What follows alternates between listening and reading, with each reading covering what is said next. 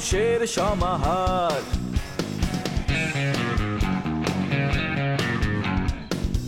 ভেতর আর বাহিরে চলছে উৎসব অপেক্ষার। এই শহরের হাজারো বাড়ির মতো নিয়ে হাসি কান্নার গল্প যত। এই শহরের হাজারো বাড়ির মতো নিয়ে হাসি কান্নার গল্প যত। প্রতিবার এখানে বেজে যায় calling bell, calling bell, calling bell, calling bell, calling bell.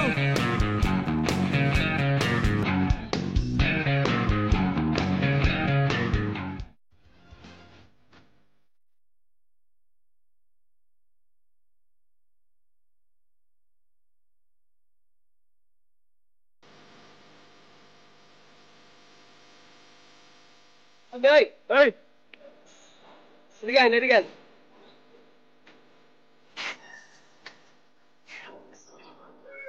এদিকে সিগমা কেবল এলো। হ্যাঁ এলাকায় কত লাইন আপনার? আছে হাজার খানিক। হাজার হাজার না, কত লাইন সেটা বলেন। তাতে আপনার কি দরকার? ভাই আপনার কাছে জানতে চাচ্ছে এই এলাকায় কয়টা লাইন আছে আর কয়টা টিভি আছে, বুঝতে পারছেন? বললামই তো আমি একবার। আপনি ভাইয়ের সাথে ভদ্রভাবে কথা বলবেন, নম্রভাবে কথা বলবেন এবং শান্ত হয়ে কথা বলবেন, না হলে কিন্তু ভাই অনেক মাইন্ড করবে। আর ভাই যদি মাইন্ড করে তাহলে কিন্তু আমি অনেক রাগ করব, বুঝতে পারছেন? জি বলেন। মান্থলি কত বাঁচতি?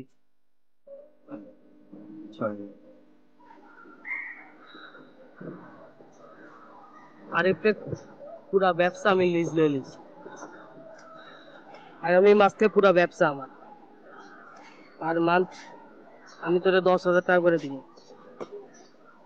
আর ডে পাবি 50 টাকা হাত খরচ। যে কথাগুলো কইলাম প্যাডে থাকবে, মুখ দেওয়া বাইরেবো না, নাক দেওয়া বাইরেবো না। কি হ্যাঁ না না? ওকে দেলোয়ার সাহেব, আবার আপনার সাথে আমার দেখা হবে।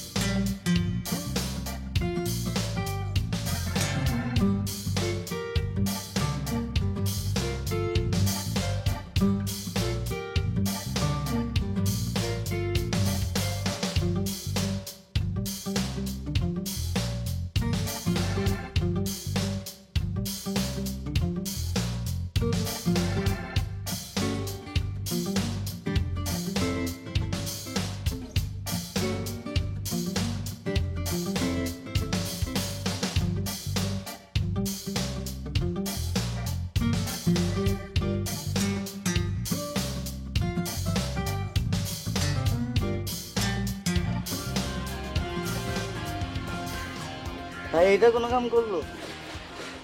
যে পোলা তোরে মারলো ওরে আবার দলে ঢুকাইলো। 2 দিনকার পোলা তারা এখন এরিয়াও ভাগ করে দিতে। তুই আর আমি কি এত সহজে এরিয়া পাইছি?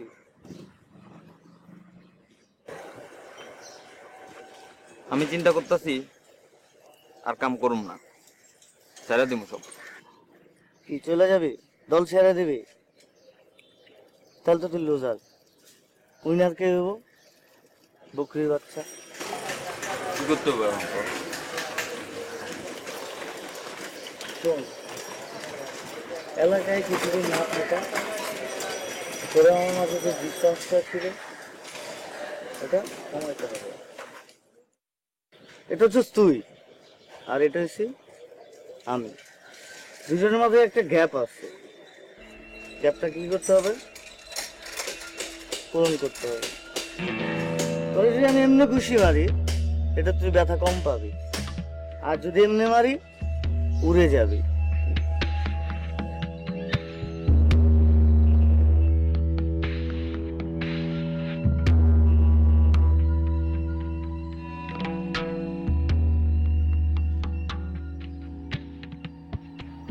বাপি বল, টাকা দিছে?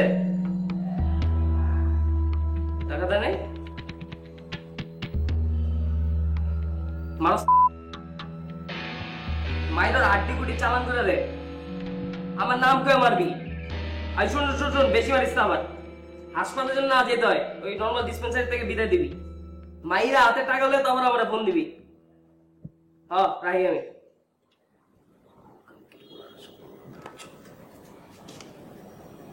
ভাইয়া হুম, ভাইয়া একটা রিকোয়েস্ট করতাম। কি? ওই যে ভাইয়া, ওই যে আপনি এতক্ষণ ধরে করলেন না ফোনের মধ্যে ঠ্যাং টুং ব্যাঙা ফেলাবেন, চালান করে দিবেন, আমাকে হচ্ছে ওই যে কিছু সাল পাল কেমন জানি ডিস্টার্ব করে ভাইয়া। ফোনের মধ্যে কি কি জানি সব কয়, বুঝছেন? আমি কতবার কষি কিন্তু তারপরও কিছু শুনে না। আপনারা কিছু কয় দেন না কে? কোন এলাকায় থাকো না? বগুড়া।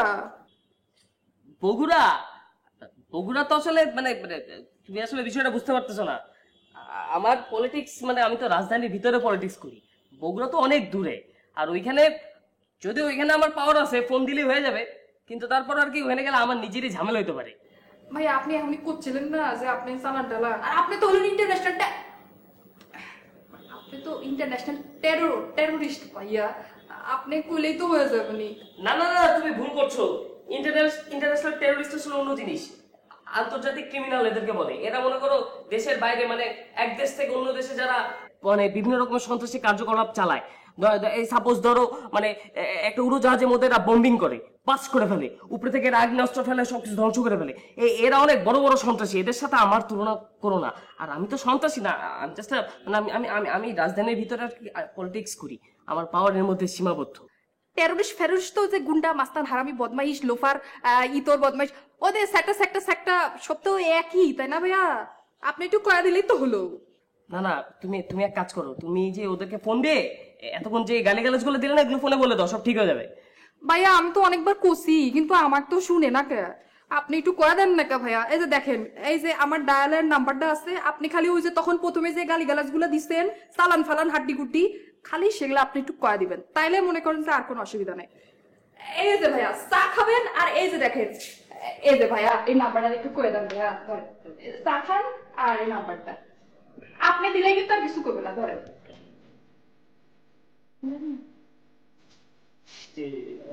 আমি কারোর সামনে আসলে গালিগালাজ দিতে পারি না। তুমি একটু ভুলে যাও রান্নাঘরে বারান্দার দিকে, একটু পরে আসো। আচ্ছা ঠিক আছে ভাইয়া।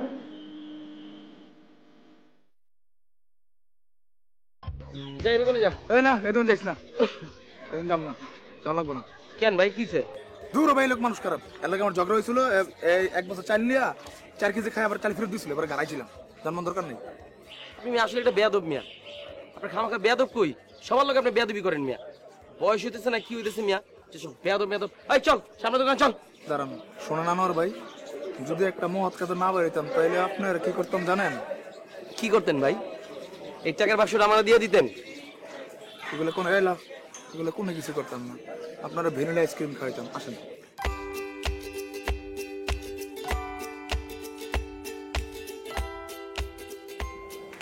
আসসালামু আলাইকুম। আফসারুল আমিন সাহেব বলেছেন আপনার কাছ থেকে 50,000 টাকা নিয়ে ওখান থেকে ডিশ, পানি, ইলেকট্রিসিটি, গ্যাস বিল দিয়ে বাকি টাকা আফসারুল আমিন সাহেবকে 15,000 টাকা, ইসহাক ভাইকে 10,000 টাকা দিতে বলেছে। আমাকে মানে আমার কাছ থেকে টাকা নিয়ে দিতে বলছে? জি। আপনি শিওর? মানে আমার কাছে এত টাকা নাই তো, আমাকে সত্যি দেয় না এত টাকা? সবকিছু লিপিবদ্ধ করা আছে, লেট মি চেক।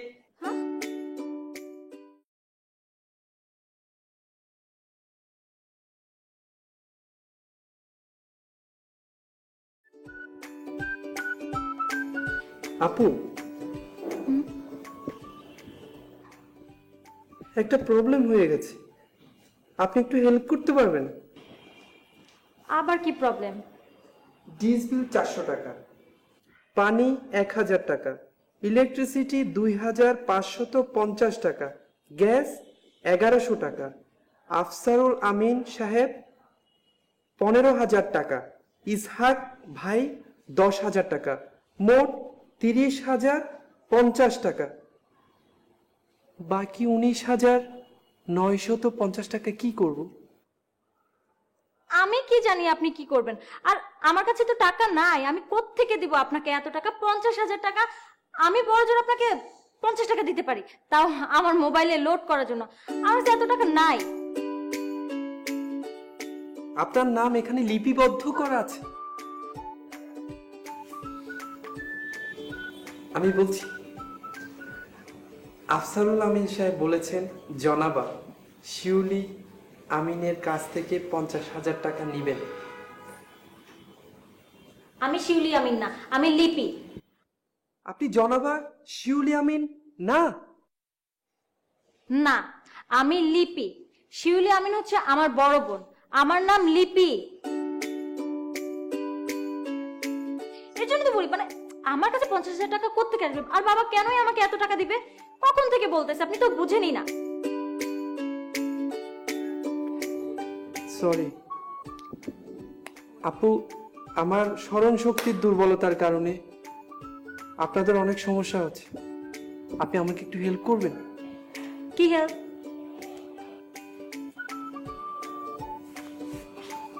কি কি করতেছেন? আমি একটা ছবি তুলে আপনার নামটি লিপিবদ্ধ করে রাখি। একটু হাসেন, স্মাইল।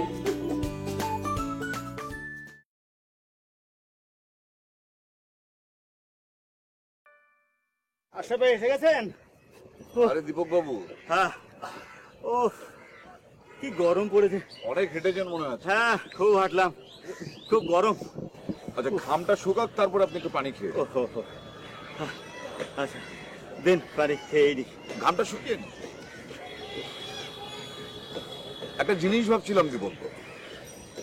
হ্যাঁ, কি বল? ওই যে প্যাঁ পু ট্যাঁ টু ঘটর ঘটর, আরে বাবা তোর তো বুঝতে হবে, শিক্ষা প্রতিষ্ঠান, হাসপাতাল, এই জায়গাগুলোতে হর্ন বাজানো নিষেধ। কিন্তু কে শোনে কার কথা? আপনি দেখবেন যে ওই গুলিস্তানে যত লোক হর্ন বাজায় গাড়িতে, তার চেয়ে দ্বিগুণ হারে যেন বাজাবে আমার এই পিজি হসপিটালের মোড়ে বা ওই বারডেমের সামনে। কেন রে বাবা, তুই কি জানিস না যে হাসপাতালের সামনে হর্ন বাজানো যায় না? ওরা ওদের কাজ করবে, বলে কোনো লাভ নেই, ও চলবে, কিছু করার নেই। ওই যে দেখুন দেখুন দেখুন, ওপরে উপরে নিচে চলছে। আরে ওপর নিচ বলছেন কি? আপনি জলপথে যান, এখন তার ওই বইটার যুগ নেই না, শ্যালোর আওয়াজ পাবেন, ঠকর ঠকর ঠকর ঠকর ঠকর ঠকর করতে করতে যাবে। এই শব্দের অত্যাচারে মনে করেন যে আমি না ইদানিং কানে খুব কম শুনছি। হ্যাঁ, কানে কম শুনছেন? তা ওই ইএনটি মানে ওই যে নাক কান গলার ডাক্তার দেখান। আরে নাক কান গলার ডাক্তারের কাছে কি আমার কি হবে? কেন, কানে কম শুনছেন, ডাক্তার দেখাবেন না? এই সংকটটা তো সেই জন্য না। তাহলে আমার কর্ণকুহরে কোনো ঝামেলা নেই।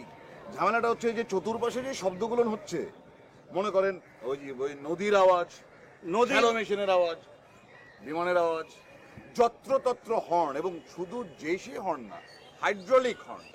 অবশ্যই এই ব্যাপারে একটা প্রতিকার করা উচিত। আপনি এই বাইরের কথা, রাস্তার কথা কি বলবেন? এই বাসা বাড়ি, এই দিনের বেলা তো সেখানে থাকারই উপায় নেই। আমার বাসা, বুঝছেন, আমার বাসার পাশে ওই একটা খালি প্লটে ওখানে হাই রাইজ বিল্ডিং বানাচ্ছে। তো সেখানে সারাক্ষণ ওই মেশিনের টাইলস কাটা আর ওই গ্রাইন্ডিং মেশিনের কাজ চলছে। যে শব্দ দূষণে সেখানে বসবাস করার কোনো উপায় নেই, কি করবেন? আরে আপনি বলছেন দিনের বেলার কথা? গত রাতে 2:30টার সময় আমি লাফ দিয়ে উঠে গেলাম। আমি তো ভয় পেয়ে গিয়েছিলাম যে ভূমিকম্প হলো নাকি কোথাও। তাড়াতাড়ি উঠতে হবে, দেখি যে না, আমার আশপাশের সব অ্যাপার্টমেন্টগুলোতে, ইভেন আমি যে অ্যাপার্টমেন্টে থাকি সেই বিল্ডিং এও একযোগে জেনারেটর বেজে উঠলো। কেন? Electricity fail. আরে বাবা, তুই জেনারেটর বাজাবি, একটু সাউন্ডলেস জেনারেটর চালা। তা না, কে শোনে কার কথা? একসাথে সব জেনারেটর যখন চলে তখন মনে হয় যে না, এটা কোনো বাসা বাড়ি না, মনে হচ্ছে যে কেয়ামত নামছে, আমরা সব একসাথে মাটির নিচে ঢুকে যাচ্ছি। কিন্তু এর একটা প্রতিকার হওয়া দরকার। এটা এর থেকে আপনি পরিত্রাণ কিভাবে পাবেন? এ চলবে, এইটা নিয়ম হয়ে দাঁড়িয়েছে। না না না না না না, আমি ভাই আপনার মতন সবকিছু মেনে নেওয়ার দলের লোক নই। মানুষকে সচেতন করতে হবে, তবে যেন তেন উপায় করলে চলবে না। আমি তো মনে করি যে এই প্রক্রিয়াটা শুরু করতে হবে পরিবার থেকে। পরিবার থেকে শুরু হবে একদম প্রান্তিক জনগোষ্ঠী পর্যন্ত এই মেসেজটা পৌঁছাতে হবে যে শব্দ দূষণ পরিবেশের জন্য ক্ষতিকর, মানুষের জন্য ক্ষতিকর, নিজের জন্য ক্ষতিকর। কাজেই শব্দ দূষণ ঘটানো যাবে না। কিন্তু সেটা করবেন কিভাবে? বললাম তো, পরিবার থেকে সচেতনতার প্রক্রিয়াটি শুরু করতে হবে। এটা নিয়ে আমরা অবশ্য চলুন না আজকেই আমরা আরেকবার বসে আমরা ঠিক করে যে ঠিক কোন জায়গা থেকে কাজটা শুরু করে কোথায় নিয়ে শেষ করব। তাহলে দেখবেন যে ক্রমান্বয়ে আমরা সবাইকে আমাদের এই কর্মসূচির সাথে সম্পৃক্ত করতে পারবো। বস্তুতপক্ষে এটা একটা সামাজিক আন্দোলনে যদি আপনি রূপান্তরিত করতে না পারেন তাহলে কিন্তু খুব একটা কাজ হবে বলে আমার মনে হয়।